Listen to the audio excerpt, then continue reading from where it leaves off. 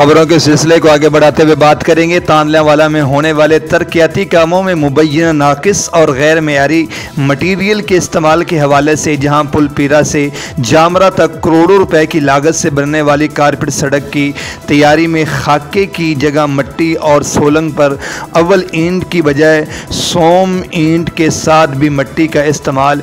इस पर जानेंगे वहां पर मौजूद अपने नुमाइंदा अली हसन साबरी से। जी साबरी, आगाह कीजिएगा इस मामले पर कि आखिर ऐसे मटेरियल के इस्तेमाल पर इदारों की नज़र नहीं पड़ी। जी, मौजूदा दौरे हुकूमत में भी अवाम को चूना लगाने का सिलसिला जारी है।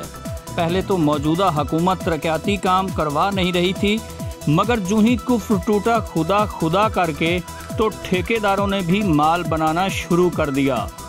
मौजा शादी सादात में लगने वाले सोलंग में अव्वल ईंट की बजाय स्वयं और भाल की बजाय मट्टी का बेदरेग इस्तेमाल देखने में आया।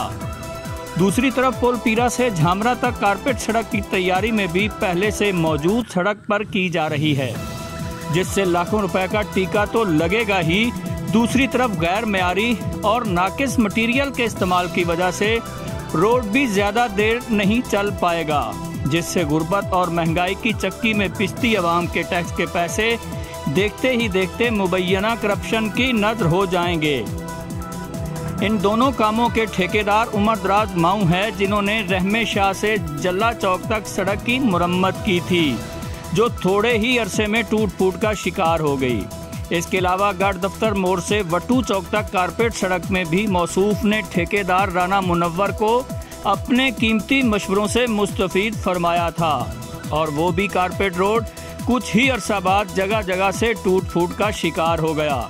और बाबे इख्तियार इस खामोश करप्शन पर नोटिस लेते हुए जिम्मेदारान के खिलाफ सख्त कार्रवाई अमल में लाते हुए इनके लाइसेंस भी कैंसिल करें, ताकि हर इलेक्शन में जीतने वाली पार्टी के उम्मीदवार को ये सिर्फ इसलिए सपोर्ट करते हैं कि उन पर लाखों रुपए खर्च करके जीत के बाद अपनी लागत 11 गुना सूद समेत वापस ले सकें। जी।